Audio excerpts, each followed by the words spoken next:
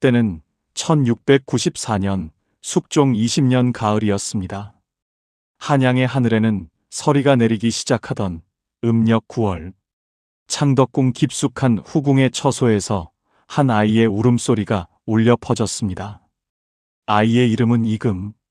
훗날 조선의 역사를 52년간 지배하게 될 영조였습니다. 그러나 이 탄생은 순수한 축복이 아니었습니다. 아이의 어머니는 숙빈 최씨, 본래 궁녀 출신이었고 당시 궁중에서는 그녀가 무술이, 즉 청소를 담당하던 하녀 출신이라는 소문이 파다하게 돌았습니다.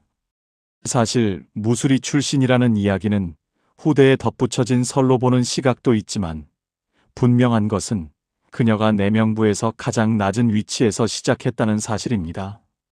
조선은 철저한 신분의 나라였습니다. 왕자의 몸으로 태어났다 해도 어머니가 미천하면 그 낙인은 평생을 따라다녔습니다. 이금은 숨을 쉬는 순간부터 그 무게를 짊어졌습니다. 더욱이 그가 태어난 1694년은 조선 궁중이 피바람으로 뒤흔들리던 해였습니다. 바로 그 해 숙종은 장희빈을 몰아내고 인현왕후를 복위시켰습니다. 이것이 바로 갑술환국입니다. 왕의 총애를 두고 여인들이 싸우고 그 뒤에서 노론과 소론이 칼을 갈던 시대, 이금은 바로 그 소용돌이한 복판에서 눈을 뜬 것입니다. 형이 있었습니다. 이윤, 훗날의 경종, 어머니는 장희빈이었습니다.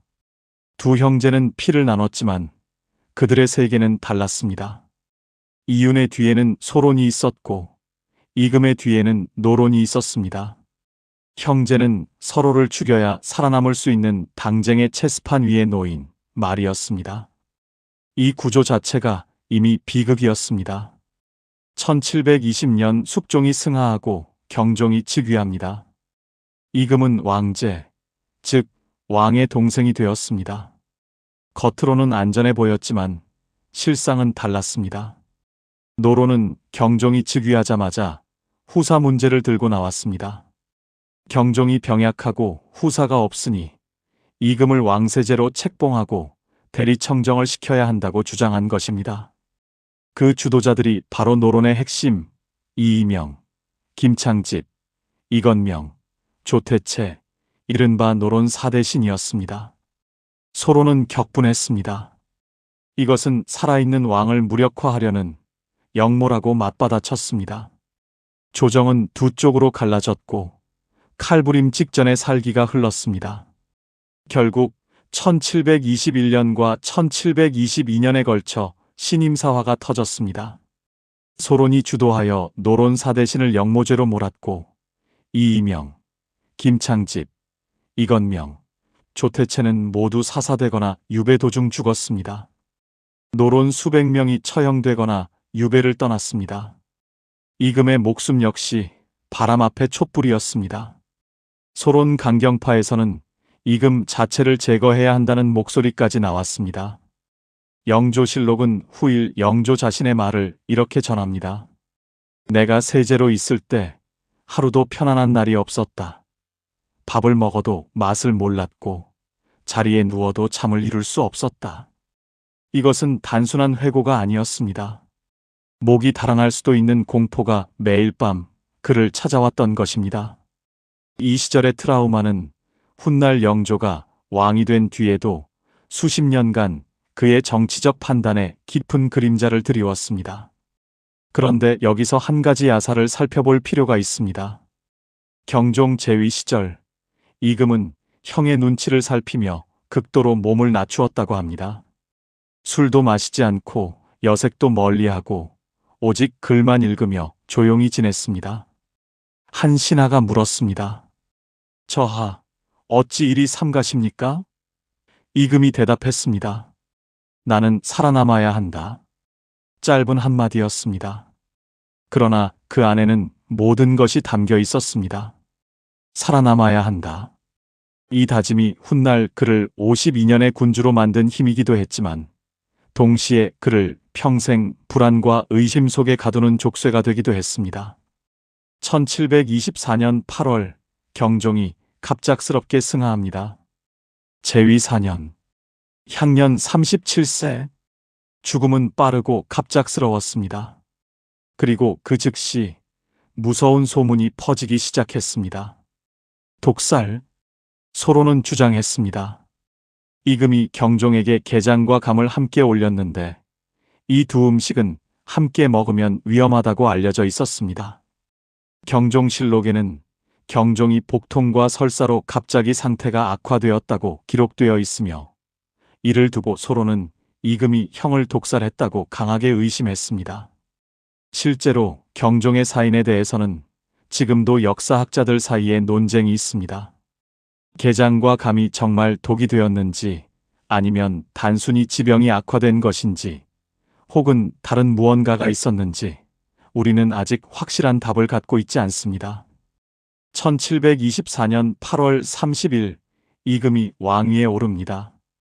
그의 나이 31살. 그러나 왕좌는 차갑고 외로웠습니다. 아버지 숙종은 이미 6년 전에 세상을 떠났고 어머니 숙빈 최 씨도 오래전인 1718년에 눈을 감았습니다. 그를 지지하던 노론의 핵심 신하들은 신임사화로 대부분 죽거나 유배를 갔습니다. 뒤에는 형을 독살했다는 낙인이 따라붙었습니다. 왕이 된 순간 영조는 알았을 것입니다. 이제부터 진짜 싸움이 시작된다는 것을. 사실 영조의 즉위 직후 궁중에는 또 하나의 긴장이 흘렀습니다. 경종의 왕비 선의왕후 어씨가 아직 살아 있었습니다. 대왕대비가 된 그녀는 소론과 가까운 인물이었습니다. 영조로서는 형수이자 전 왕비인 그녀를 급진히 예우해야 했고 동시에 정치적 긴장을 관리해야 했습니다. 야사에는 영조가 선의왕후에게 항상 무릎을 꿇고 문안을 드렸다는 이야기가 전해집니다. 왕이 된 뒤에도 형에 대한 죄책감 혹은 세상의 시선에 대한 두려움이 그를 낮추게 만들었던 것인지도 모릅니다. 그리고 1725년 영조가 즉위하고 1년이 채 지나지 않아 그는 첫 번째 큰 결단을 내립니다. 신임사화로 희생된 노론 사대신을 복권시키고 소론 강경파를 조정해서 몰아낸 것입니다. 이것이 을사처분입니다. 소론은 격분했습니다. 분노가 들끓었습니다. 그 분노는 3년 뒤 피로 폭발합니다. 1728년 이인좌의 난. 소론 강경파와 남인 일부가 손을 잡고 대규모 반란을 일으켰습니다. 그들이 내건 명분은 단 하나였습니다. 영조는 경종을 독살한 역적이다. 우리는 그를 쳐부수고 조선을 바로잡으러 왔다. 반란군은 충청도 청주를 순식간에 함락시켰습니다. 호서 지방이 흔들리고 영남 일대에서도 동조 세력이 일어났습니다. 한양이 술렁였습니다. 조정 신하들도 동요했습니다. 왕권이 흔들리는 위기였습니다. 그 순간 영조는 선택의 기로에 섰습니다. 피하거나 나서거나. 영조는 나섰습니다. 그는 도포를 걸치고 남대문 누각 위에 직접 올랐습니다. 성문 아래 모여든 도성의 백성들을 내려다보며 왕은 목청껏 외쳤습니다. 과인이 만약 역적이라면 너희가 과인을 베어라. 그러나 과인은 역적이 아니다. 과인이 형을 해쳤다면 하늘이 이 자리에서 과인을 치리라. 영조실록은 이 장면을 기록하면서 백성들 사이에서 울음소리가 터져나왔다고 전합니다. 왕이 백성 앞에서 자신의 결백을 직접 호소하는 장면. 조선 역사에서 이런 일은 없었습니다. 반란은 결국 도순무사 오명항이 이끄는 관군에 의해 진압되었습니다. 이 인과는 생포되어 한양으로 압송되었고 거열형에 처해졌습니다. 몸을 수레로 찢는 극형이었습니다. 반란은 평정되었습니다. 그러나 영조의 마음속에 이 반란이 새긴 상처는 쉽게 아물지 않았습니다. 내 정통성을 의심하는 자들이 아직 살아있다. 이 사실이 영조를 평생 옥죄었습니다. 어쩌면 이 불안이 훗날 아들 사도세자와의 관계에서도 예민하고 가혹한 반응으로 튀어나왔을지 모릅니다. 인간의 상처는 그렇게 생각지 못한 곳에서 다시 터지기 마련이니까요. 31살에 왕좌에 앉은 이금. 천한 어머니를 둔 왕자로 태어나 죽음의 공포 속에서 청년기를 보내고 형을 독살했다는 의심을 받으며 즉위하고 즉위 4년 만에 반란의 칼날을 정면으로 받아낸 사람. 그가 이 모든 것을 버티고 왕좌에 앉아 처음으로 품은 꿈이 있었습니다. 이 나라의 당쟁을 끝내겠다. 그 꿈의 이름이 바로 탕평이었습니다. 그리고 그 꿈과 함께 또 하나의 비극이 서서히 싹을 틔우고 있었습니다. 반란의 피가 아직 마르지 않은 1728년 가을, 영조는 홀로 편전에 앉아 있었습니다. 이인좌의 난은 진압되었습니다. 그러나 왕의 마음속에는 불씨가 꺼지지 않고 있었습니다. 반란군이 내건 명분, 영조는 역적이다. 그 말은 칼보다 깊이 박혔습니다. 반란은 군사력으로 누를 수 있었습니다. 그러나 사람들의 입에서 입으로 퍼지는 의심과 증오는 어떻게 누릅니까? 영조는 생각했습니다. 이 나라가 왜 이 지경이 되었는가? 답은 하나였습니다. 당쟁.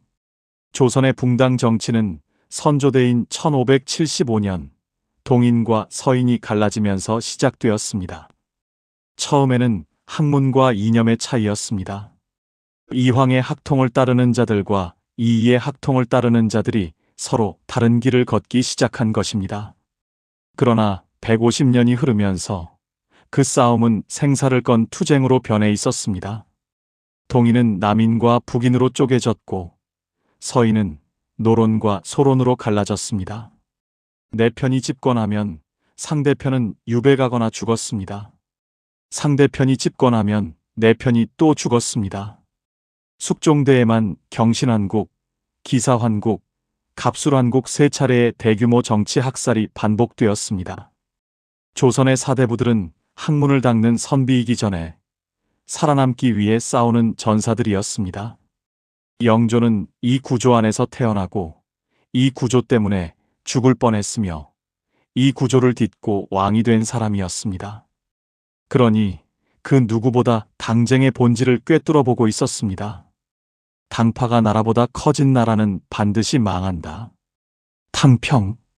이 두 글자는 중국의 고전, 서경, 홍범편에서 나왔습니다. 편벽됨도 없고 당파도 없으면 왕의 도가 넓고 넓으며 당파도 없고 편벽됨도 없으면 왕의 도가 평평하고 평평하다. 영조는 즉위 초부터 이 원칙을 내세웠습니다. 그러나 선언만으로는 아무것도 바뀌지 않는다는 것을 그는 잘 알았습니다. 말이 아닌 행동이 필요했습니다. 1742년 영조는 성균관 반수교 앞에 돌비석 하나를 세웠습니다. 탕평비. 비석에는 서경의 그 구절이 새겨졌습니다. 조선의 모든 선비들이 성균관에 들어가고 나올 때마다 반드시 이 비석을 지나치도록 한 것입니다. 매일 아침, 매일 저녁 그 글자를 눈에 새기도록. 이것은 단순한 상징이 아니었습니다. 영조는 이 비석을 통해 메시지를 보낸 것입니다. 이 나라의 중심은 당파가 아니라 왕이다. 그리고 나는 절대 잊지 않겠다. 탕평책의 실제 운영은 어떠했을까요? 영조는 인사에서 당파의 균형을 맞추려 했습니다. 노론에서 영의정을 임명하면 좌의정이나 우의정은 소론에서 뽑았습니다. 남인에게도 고루 관직을 주었습니다. 특정 당파가 조정을 독점하는 것을 원천 차단한 것입니다. 또한 영조는 각 당파에서 당론보다 왕에 대한 충성을 우선시하는 인물들을 선별하여 중용했습니다. 이들을 이른바 탕평파라고 불렀습니다. 탕평파는 당파의 이익이 아닌 왕의 의지를 대변하는 신하들이었습니다. 그 결과는 분명했습니다. 숙종대에 환국이 3번 터지는 동안 수백 명이 죽고 유배 갔지만 영조의 52년 치세 동안에는 그런 대규모 정치 학살이 반복되지 않았습니다. 신하들은 여전히 당파를 유지했지만 적어도 오늘 등용되었다가 내일 처형당하는 극단적 공포에서는 벗어날 수 있었습니다. 그러나 영조의 탕평이 순탄하기만 했던 것은 아닙니다. 신하들은 표면적으로는 탕평을 외쳤습니다. 하지만 조정회의가 끝나고 각자의 사랑방으로 돌아가면 여전히 당파의 언어로 말하고 당파의 이익을 계산했습니다. 영조가 눈을 부릅뜨고 있는 동안에만 균형이 유지되었습니다. 한 번은 영조가 한 신하에게 물었습니다. 그대는 어느 당인가? 신하가 머뭇거리며 대답했습니다. 신은 오직 전하의 신하일 뿐입니다. 영조는 잠시 그를 바라보다가 말했습니다. 그 말이 사실이라면 좋겠다. 이 일화는 영조 자신도 탕평의 한계를 알고 있었음을 보여줍니다. 당파의 뿌리는 100년이 넘게 조선의 땅속에 뻗어 있었습니다. 왕의 의지 하나로 그것을 완전히 뽑아낼 수는 없었습니다. 탕평과 함께 영조가 이룬 또 하나의 위대한 업적이 있습니다. 균역법. 1750년 영조 26년의 일입니다. 이것을 이해하려면 먼저 군역이 무엇인지를 알아야 합니다. 조선의 양인 남성은 군복무를 해야 했습니다. 그런데 현실적으로 모든 사람이 군대에 갈 수는 없으니 군복무 대신 군포, 즉 배를 나라에 바쳤습니다. 원래는 1년에 2필이었습니다. 문제는 이 2필이 가난한 농민에게는 감당하기 어려운 무게였다는 것입니다. 거기에 지방 관리들의 온갖 부정까지 더해졌습니다. 죽은 사람 이름으로 군포를 걷고 어린아이 이름으로 군포를 또 걷고 도망간 이웃의 군포를 남은 사람이 대신 내야 했습니다. 백성들이 군포를 피해 도망치고 마을이 텅 비어가는 일이 속출했습니다. 영조는 이 현실을 직접 확인하고 싶었습니다. 그는 직접 거리로 나갔습니다. 평민 차림으로 저잣거리를 돌아다니며 백성들의 이야기를 들었다는 기록이 승정원 일기에 남아 있습니다. 한 노인이 영조 앞에서 눈물을 흘리며 말했습니다. 죽은 아들 이름으로 군포를 내라 하니 차라리 저도 죽고 싶습니다. 영조는 그 자리에서 아무 말도 하지 못했다고 합니다. 영조는 군포를 2필에서 1필로 줄이겠다고 선언했습니다. 조정이 발칵 뒤집혔습니다. 신하들의 반대는 거셌습니다. 당장 나라 재정이 어떻게 되느냐는 것이었습니다. 군포 수입이 절반으로 줄면 국방과 행정이 무너진다고 했습니다. 노론의 핵심 관료들은 줄줄이 반대 상소를 올렸습니다. 영조는 밀어붙였습니다. 동시에 부족한 재원을 메울 방법을 찾으라고 명했습니다. 논의는 수십 차례 이어졌습니다. 결국 나온 해결책이 결작이었습니다. 토지를 가진 지주들에게 토지 1결당 쌀 2두씩 추가로 걷는 것이었습니다. 가진 자에게서 더 걷어 가난한 자의 짐을 덜어주는 방식이었습니다. 조선시대의 이런 발상은 혁명적이었습니다. 양반 지주들의 반발이 터져나왔습니다. 그러나 영조는 꿈쩍도 하지 않았습니다. 1750년 균역법이 시행되었습니다. 영조실록은 이 법이 시행된 뒤 영조가 한 말을 이렇게 전합니다. 이제야 백성의 얼굴을 볼 수 있겠다. 영조의 민생 정치는 균역법에서 멈추지 않았습니다. 조선 건국 이후 오랫동안 방치된 청계천에는 토사가 쌓이고 오물이 넘쳤습니다. 비만 오면 주변 민가가 침수되었고 전염병이 돌았습니다. 영조는 대규모 준설 공사를 명했습니다. 동원된 인원이 무려 20만 명이 넘었습니다. 공사는 57일 만에 완료되었고 이 과정에서 영조는 직접 공사 현장을 시찰했습니다. 한 일화가 전해집니다. 영조가 공사 현장을 둘러보다가 한 백성에게 물었습니다. 먹을 것은 충분한가? 그 백성이 대답했습니다. 전하께서 보살펴 주시니 부족함이 없습니다. 영조가 웃으며 말했습니다. 배부르게 먹고 일해야 좋은 일을 한다. 사소한 일화처럼 보이지만 백성을 대하는 영조의 태도가 담겨 있습니다. 사형 삼심제. 사람의 목숨을 함부로 끊지 말라는 영조의 원칙이었습니다.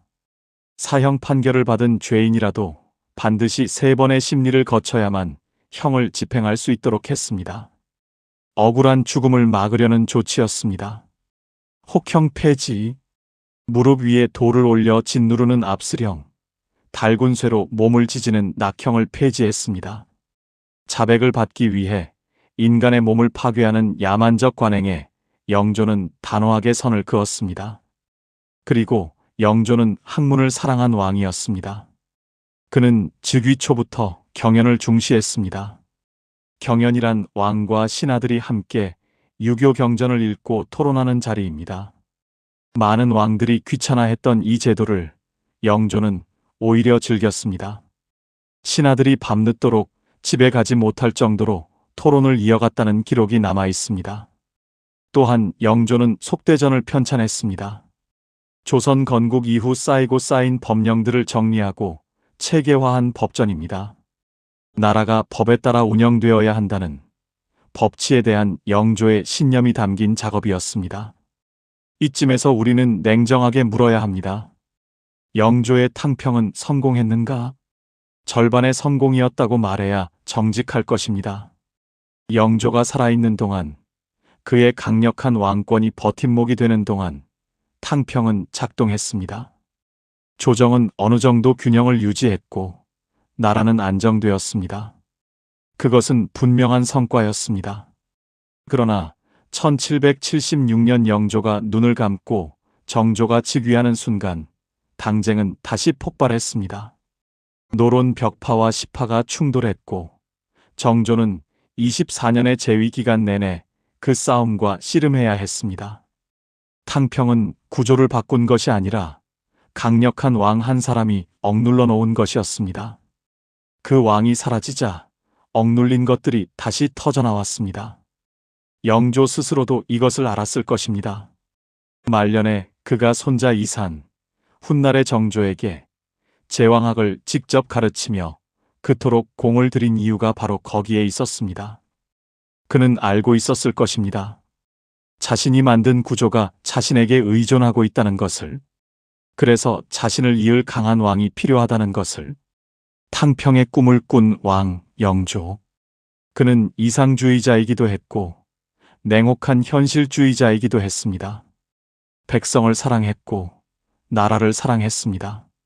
그러나 그 사랑이 언제나 올바른 방식으로 표현된 것은 아니었습니다. 1762년 영조 38년 이모년 윤 5월 한양의 하늘은 무더웠습니다. 그러나 창경궁 안에는 그 더위보다 더 무거운 공기가 짓눌리고 있었습니다. 이날 조선 역사상 가장 충격적인 사건이 벌어집니다. 아버지가 아들을 뒤주에 가두어 죽인 것입니다. 인류의 역사를 통틀어도 이토록 기막힌 부자의 비극은 찾아보기 어렵습니다. 우리는 지금 그날로 돌아가려 합니다. 사도세자, 이름은 이선, 영조의 둘째 아들이었습니다. 1735년 영조 11년 음력 1월 21일에 태어났습니다. 어머니는 영빈 이씨, 영조가 42살에 얻은 아들이었습니다. 맏아들 효장세자가 10살에 요절한 뒤 영조는 이 아이에게 조선의 모든 미래를 걸었습니다. 영조실록은 세자가 어려서부터 총명하고 체격이 뛰어났다고 기록합니다. 2살 때 이미 글자를 알아보았고 3살에 효경을 읽었다고 했습니다. 영조는 기뻐했습니다. 이 아이라면 조선을 맡길 수 있다고 생각했습니다. 그런데 무언가가 아주 서서히, 그러나 돌이킬 수 없이 어긋나기 시작했습니다. 영조는 아버지로서 근본적으로 잘못된 방식으로 아들을 대했습니다. 기대가 너무 컸습니다. 그리고 그 기대는 칭찬이 아니라 질책으로 표현되었습니다. 세자가 글을 읽으면 발음이 틀렸다고 꾸짖었습니다. 활을 쏘면 자세가 나쁘다고 꾸짖었습니다. 그림을 그리면 쓸데없는 짓을 한다고 꾸짖었습니다. 칭찬은 없었습니다. 무엇을 해도 영조의 눈에는 부족했습니다. 해경궁 홍씨가 쓴 한중록은 이 관계를 이렇게 묘사합니다.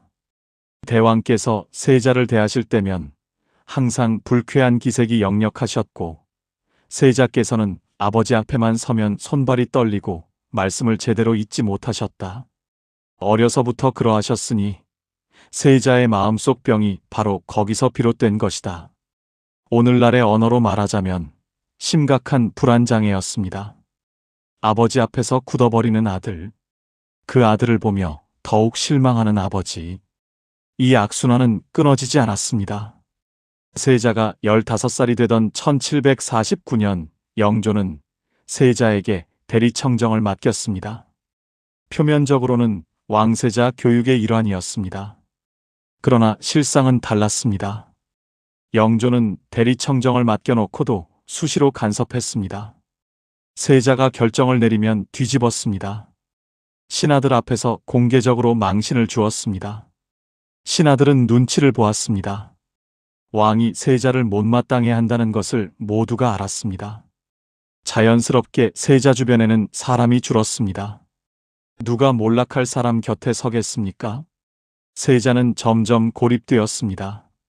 그 고립 속에서 세자는 내면으로 무너져 내렸습니다. 한중록은 세자의 증상을 구체적으로 기록합니다. 옷을 입는 것을 극도로 두려워했습니다. 옷을 입다가 발작을 일으키며 찢어버렸습니다. 옷 한 벌을 겨우 입으려면 수십 벌을 먼저 찢어야 했습니다. 내관과 나인들이 옷을 가져오면 떨었습니다. 그 과정에서 내관과 나인 여러 명이 세자의 손에 목숨을 잃었습니다. 한중록은 또 이렇게 씁니다. 세자께서 사람을 죽이시고 난 뒤에는 잠시 안정을 찾으셨다. 그러나 곧 다시 발작이 오셨다. 오늘날 정신의학적으로 보면 심각한 외상 후 스트레스 장애 혹은 조울증과 유사한 증상으로 해석하는 학자들이 많습니다. 세자의 정신은 이미 치료가 필요한 상태였습니다. 그러나 조선에는 그런 개념 자체가 없었습니다. 세자는 또한 평양에 몰래 다녀온 일이 있었습니다. 왕세자가 왕의 허락 없이 도성 밖을 나간다는 것은 전례 없는 일이었습니다. 이 사건이 알려지자 영조의 분노는 극에 달했습니다. 그런데 여기서 우리는 한 가지 중요한 사실을 짚어야 합니다. 사도세자를 둘러싼 정치적 갈등이 있었습니다. 세자는 노론보다 소론에 우호적이었습니다. 세자의 주변에는 소론 계열 인물들이 모여들었고 노론은 이 사실을 불안하게 지켜보았습니다. 노론의 입장에서 영조 다음에 세자가 왕이 된다면 그것은 자신들의 몰락을 의미할 수도 있었습니다. 노론 강경파는 영조에게 세자의 비행을 끊임없이 고했습니다. 세자의 문제를 실제보다 크게 부풀려 보고 했다는 정황도 있습니다. 영조의 귀에는 날마다 아들에 대한 나쁜 소식만 들어갔습니다. 당쟁이 세자를 죽음으로 밀어넣었다는 시각이 바로 여기서 나옵니다. 결정적인 순간이 왔습니다. 1762년 윤호월 13일 세자의 어머니 영빈 이씨가 영조를 찾아갔습니다. 어머니가 아들을 고발한 것입니다. 영조실록은 영빈 이씨가 세자의 비행을 영조에게 직접 고했다고 기록합니다. 아들이 이미 손을 쓸 수 없는 지경에 이르렀으며 이대로 두면 더 큰 화가 날 것이라는 내용이었습니다. 어머니가 아들을 포기한 것입니다. 이 장면은 읽을 때마다 가슴이 무너집니다. 영빈 이씨가 어떤 마음으로 그 길을 걸어갔을지 우리는 감히 상상하기 어렵습니다. 윤호월 13일 오전 영조는 창경궁 휘녕전 앞들로 세자를 불렀습니다. 뜰에는 신하들이 도열해 있었습니다. 세자빈 해경궁 홍씨도 그 자리에 있었습니다. 그리고 당시 10살이었던 세손, 훗날의 정조도 그 자리에 있었습니다. 영조는 세자를 향해 자결을 명했습니다. 세자는 스스로 목숨을 끊어라. 세자는 땅에 엎드려 통곡하며 용서를 빌었습니다. 자결하려 시도했지만 주변에서 막았습니다. 해경궁 홍씨는 영조 앞에 엎드려 살려달라고 호소했습니다. 세손도 울며 매달렸습니다. 영조는 흔들리지 않았습니다. 그때 누군가 뒤줄을 가져왔습니다. 가로와 세로 각 세자, 높이도 비슷한 나무 상자. 원래는 쌀을 보관하는 용도였습니다. 영조가 명했습니다. 세자를 그 안에 넣어라. 한중록은 이 순간을 이렇게 기록합니다. 세자께서 뒤주 앞에 서시어 아바마마, 이제 제 정신이 들었습니다. 살려주소서라 하셨으나 대왕께서는 듣지 아니하시고 들어가라 명하셨다. 세자는 뒤주 안으로 들어갔습니다. 뚜껑이 닫혔습니다. 못이 박혔습니다. 밖에서 무거운 것들이 쌓였습니다. 그 안에서 세자는 물 한 모금, 밥 한 숟갈 없이 버텼습니다. 뜨거운 윤오월의 태양 아래 나무 상자 안의 온도는 상상하기 어려운 수준이었을 것입니다. 하루가 지났습니다. 이틀이 지났습니다. 세손은 뒤주 앞에서 울며 할아버지에게 매달렸습니다. 할아버지, 아버지를 살려주세요. 영조는 세손을 데려가도록 명했습니다. 10살 아이가 아버지의 죽음을 지켜보는 것을 막으려 했던 것인지, 아니면 세손의 호소가 자신의 결심을 흔들까 두려웠던 것인지 우리는 알 수 없습니다. 8해가 지났습니다. 1762년 윤오월 21일 영조실록은 단 3글자로 기록합니다. 세자졸. 세자가 졸하다. 세자의 나이 28이었습니다. 영조는 그 즉시 후회했습니다. 아니, 어쩌면 후회는 뒤주의 뚜껑이 닫히는 순간부터 시작되었을지도 모릅니다. 영조실록에는 세자가 죽은 뒤 영조가 통곡했다는 기록이 있습니다. 그리고 영조는 직접 세자에게 시호를 내렸습니다. 사도, 생각할 사, 슬퍼할 도, 슬프게 생각한다. 아버지가 아들을 죽이고 그 아들에게 직접 붙여준 이름이었습니다. 이 2글자 안에 얼마나 많은 것이 담겨 있는지, 후회인지, 변명인지, 아니면 평생 놓지 못할 죄책감인지, 그 감정의 이름을 우리는 정확히 알 수 없습니다. 영조는 이후 이 사건을 입에 올리는 것을 엄금했습니다. 신하도, 백성도, 궁중의 누구도 이모화변을 말해서는 안 되었습니다. 위반하면 중벌에 처해졌습니다. 영조는 이 사건을 역사의 기록에서도 지우려 했습니다. 세손, 즉 훗날의 정조가 즉위한 뒤 아버지의 죽음을 공식적으로 거론하려 하자 노론이 결사적으로 막아선 것도 그 연장선이었습니다. 그러나 침묵이 오히려 더 크게 말했습니다. 역사가들은 지금도 이 사건의 본질을 두고 논쟁합니다. 3가지 해석이 있습니다. 첫째, 정신질환설. 세자가 실제로 심각한 정신질환을 앓았으며 사람을 죽이고 국가기강을 어지럽히는 상황이 통제 불가능한 지경에 이르렀다는 시각입니다. 영조는 나라를 위해 어쩔 수 없는 선택을 했다는 것입니다. 둘째, 당쟁 희생설. 노론이 소론의 우호적인 세자를 제거하기 위해 영조를 조종했다는 시각입니다. 세자의 비행이 실제보다 과장되거나 조작되었을 가능성, 노론 강경파의 지속적인 모함이 영조를 결정적 선택으로 몰아갔다는 것입니다. 셋째, 부자 갈등설. 영조의 가혹한 양육 방식이 세자의 정신을 파괴했고, 그렇게 형성된 깊은 부자 갈등이 결국 돌이킬 수 없는 파국으로 폭발했다는 시각입니다. 가해자는 세자가 아니라 영조 자신이었다는 것입니다. 어느 하나만이 진실이라고 단정할 수 없습니다. 3가지 모두가 조금씩 진실일 것입니다.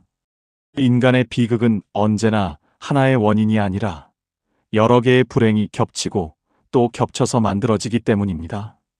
한 가지는 분명합니다. 영조는 아들이 죽은 뒤에도 14년을 더 살았습니다. 그 14년 동안 그가 단 하루도 이 기억에서 자유롭지 못했을 것이라는 사실을 손자 이산의 얼굴을 볼 때마다 죽은 아들의 눈이 겹쳐 보였을 것입니다. 밤에 잠을 청할 때마다 뒤주를 두드리던 소리가 귓가에 울렸을 것입니다. 훗날 영조가 손자 이산에게 제왕학을 가르치며 그토록 공을 들인 이면에는 아버지로서의 죄책감이 깔려 있었는지도 모릅니다. 아들에게 주지 못한 것들을 손자에게라도 주고 싶었던 것인지도 모릅니다. 이모화변. 이 사건은 단순히 한 왕가의 비극으로 끝나지 않았습니다. 사도세자의 죽음은 이후 조선 정치의 뇌관이 되었습니다.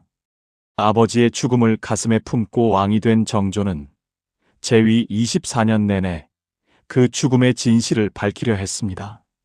사도세자를 죽음으로 못 노론 벽파와 세자의 원한을 기억하는 시파의 갈등은 조선 후기 정치를 피로 물들였습니다. 그리고 정조가 갑작스럽게 세상을 떠난 1800년 이후 노론 세도 정치가 조선을 집어삼키면서 이 나라는 내리막길을 걷기 시작합니다. 뒤주 안에서 죽은 한 청년의 비극이 조선이라는 나라의 운명에 긴 그림자를 드리운 것입니다. 영조는 위대한 군주였습니다. 그것은 부정할 수 없습니다. 그러나 동시에 그는 한 아버지로서 가장 해서는 안 될 일을 했습니다. 그 두 가지 사실은 함께 존재합니다. 역사는 영웅만을 기억하지 않습니다. 역사는 인간을 기억합니다. 위대함과 잔인함을 동시에 품은 우리와 똑같이 불완전한 인간을. 영조 이금, 그는 그런 사람이었습니다. 1762년 윤 5월 뒤주의 뚜껑이 닫혔습니다. 그리고 영조는 그 순간부터 남은 생을 그 무게와 함께 살아야 했습니다. 아들을 죽인 아버지, 조선을 안정시킨 군주, 이 두 가지 얼굴은 죽는 날까지 영조를 떠나지 않았습니다. 우리는 지금 그 말년의 이야기를 하려 합니다. 영조가 어떻게 죽음을 준비했는지, 무엇을 남겼는지, 그리고 그가 진정 어떤 인간이었는지를 마지막으로 들여다볼 시간입니다. 사도세자가 죽고 나서 영조에게 남은 가장 중요한 존재는 손자 이산이었습니다. 훗날의 정조, 당시 10살의 아이. 이산은 아버지가 뒤주에 갇히던 날 그 자리에 있었습니다. 할아버지 앞에 엎드려 아버지를 살려달라고 울부짖었지만 끝내 아버지는 돌아오지 않았습니다. 10살의 그 기억은 평생 이산의 심장에 박혀 있었습니다. 영조는 세자가 죽은 직후 이산을 죽은 맏아들 효장세자의 양자로 입적시켰습니다. 사도세자의 아들이 아닌 효장세자의 아들로 세손의 지위를 공식화한 것입니다. 이것은 정치적 결단이었습니다. 사도세자는 역적에 준하는 처분을 받은 인물이었습니다.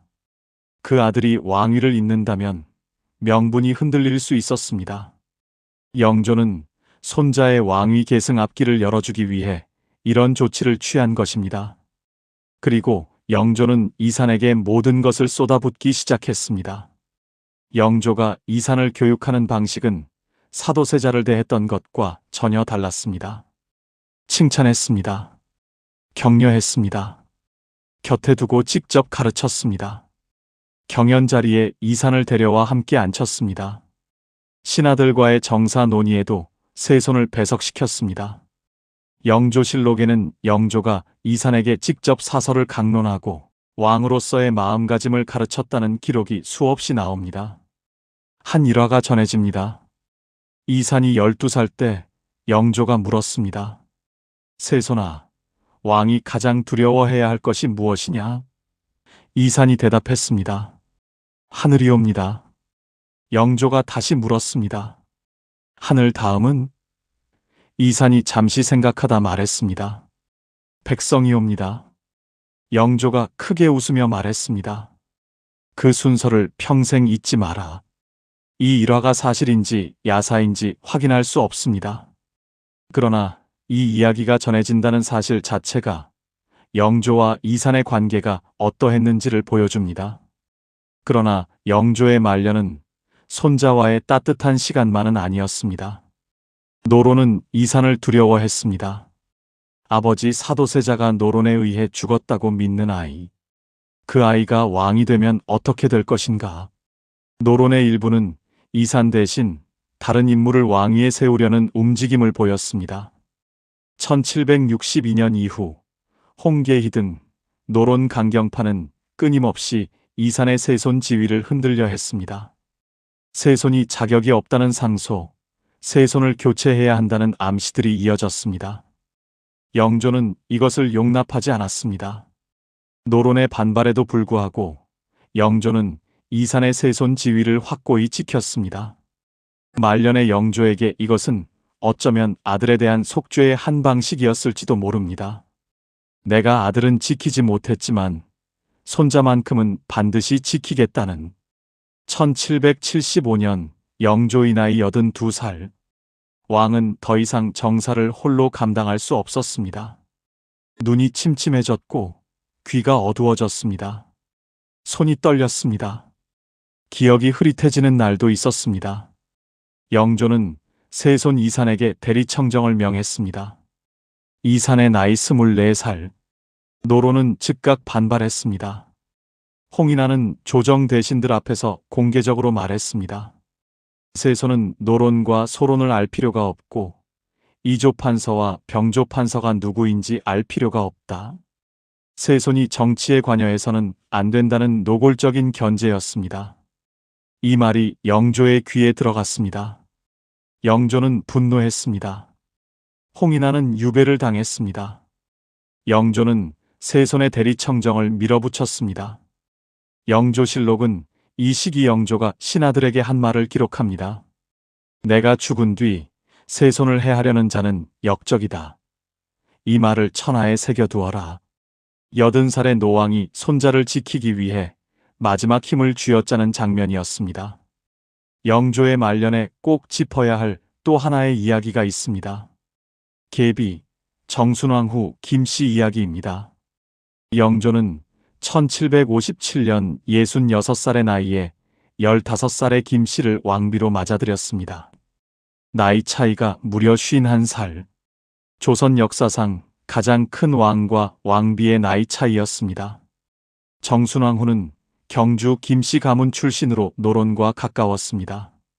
훗날 정조가 죽고 나서 수렴 청정을 하며 노론 세도 정치에 문을 연 인물이기도 합니다. 그러나 영조와 함께했던 시절의 그녀는 왕의 말년을 곁에서 지킨 반려였습니다. 야사에는 영조가 정순왕후에게 이런 말을 했다는 이야기가 전해집니다. 내가 너에게 미안한 것은 늙은 몸을 데려온 것이고 고마운 것은 곁에 있어준 것이다. 이것이 실제로 있었던 말인지는 알 수 없습니다. 그러나 그 노왕의 외로움만큼은 실제였을 것입니다. 1776년 3월 5일 영조, 이금, 경희궁 집경당에서 숨을 거둡니다.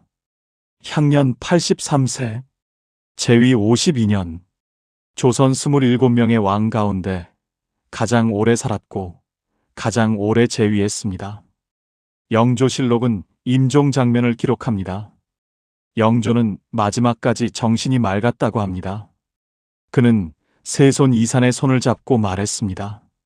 나라를 잘 부탁한다. 그것이 마지막 말이었습니다. 영조가 52년간 이 나라에 남긴 것들을 우리는 하나하나 짚어보아야 합니다. 균역법.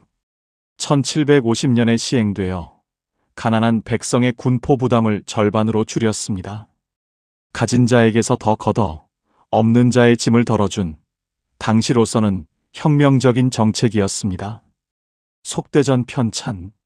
1746년에 완성된 이 법전은 경국대전 이후 쌓인 수많은 법령들을 체계적으로 정리했습니다. 나라가 사람의 기분이 아닌 법에 따라 움직여야 한다는 영조의 신념이 담긴 작업이었습니다. 청계천 준설. 1760년에 이루어진 대공사로 20만 명이 넘는 인원이 동원되어 57일 만에 완료되었습니다. 홍수 피해를 막고 도성의 위생을 크게 개선했습니다. 사형 3심제. 사형수는 반드시 3번의 심리를 거쳐야만 형을 집행할 수 있도록 했습니다. 억울한 죽음을 제도적으로 막으려 한 조치였습니다. 압슬형, 낙형 폐지. 무릎을 짓누르는 압슬형과 달군쇠로 찢는 낙형을 폐지하여 야만적 고문 관행을 끊었습니다. 신문고 부활. 백성이 억울함을 직접 왕에게 호소할 수 있는 창구를 다시 열었습니다. 그리고 무엇보다 정조시대라는 꽃을 피울 토양을 만들었습니다. 조선의 르네상스라 불리는 정조시대의 문화적 황금기는 영조가 52년간 닦아놓은 안정의 토대 위에서 가능했습니다. 그렇다면 영조는 성공한 왕이었을까요? 절반의 성공, 절반의 실패라고 말해야 정직할 것입니다. 탕평은 영조가 살아있는 동안에만 작동했습니다. 왕이 죽자마자 당쟁은 다시 폭발했습니다. 탕평은 구조를 바꾼 것이 아니라 강력한 왕권으로 잠시 눌러놓은 것이었습니다. 균역법은 백성의 부담을 줄였지만 조선의 근본적인 재정 구조는 바꾸지 못했습니다. 세도 정치가 시작된 19세기에 백성들의 삶은 다시 피폐해졌습니다. 그리고 사도세자의 죽음은 영조가 아무리 많은 업적을 쌓아도 지울 수 없는 상처로 역사에 남았습니다. 영조라는 인간을 마지막으로 한 번 더 들여다봅시다. 그는 평생 두 가지 공포와 싸웠습니다. 하나는 정통성에 대한 공포, 천한 어머니의 아들로 태어났다는 것, 형을 독살했다는 의심을 받았다는 것. 이 공포가 그를 지나치게 예민하고 강압적인 왕으로 만들었습니다. 자신의 권위에 조금이라도 도전하는 것을 참지 못했습니다. 또 하나는 고독에 대한 공포. 어머니는 일찍 죽었고 아버지는 냉담했으며 형제는 정적이었고 신하들은 믿을 수 없었습니다. 영조의 삶에서 진심으로 기댈 수 있는 사람이 얼마나 있었을까요? 어쩌면 사도세자를 향한 가혹함도 그 공포에서 나온 것인지 모릅니다. 아들이 자신처럼 강해지기를, 자신처럼 살아남기를 바라면서 자신이 받지 못한 방식으로 아들을 밀어붙였던 것인지도 모릅니다. 그것이 변명이 될 수는 없습니다. 그러나 이해의 실마리는 될 수 있습니다. 영조 이금 1694년에 태어나 1776년에 눈을 감은 사람. 천한 어머니의 자식으로 태어나 왕이 되었고 당쟁의 폭풍 속에서 52년을 버텼으며 백성을 위한 정치를 꿈꾸었지만 아들을 뒤주에 가두었고 손자에게 나라를 넘기고 눈을 감은 사람. 위대했습니다. 그리고 비극적이었습니다. 역사는 그를 한 단어로 정의하지 않습니다. 역사는 그의 전부를 기억합니다. 빛도 그림자도, 업적도 과오도, 왕으로서의 결단도, 아버지로서의 실패도. 그것이 역사를 공부하는 이유입니다. 완벽한 영웅을 찾는 것이 아니라 불완전한 인간이 어떻게 살았는지를 보는 것. 그 삶에서 우리 자신을 비추어 보는 것. 영조는 우리에게 묻습니다. 당신은 당신의 공포와 어떻게 싸우고 있습니까? 당신은 당신이 사랑하는 사람에게 올바른 방식으로 사랑을 표현하고 있습니까? 그 질문이 350년의 시간을 건너 지금 이 자리까지 닿아 있습니다.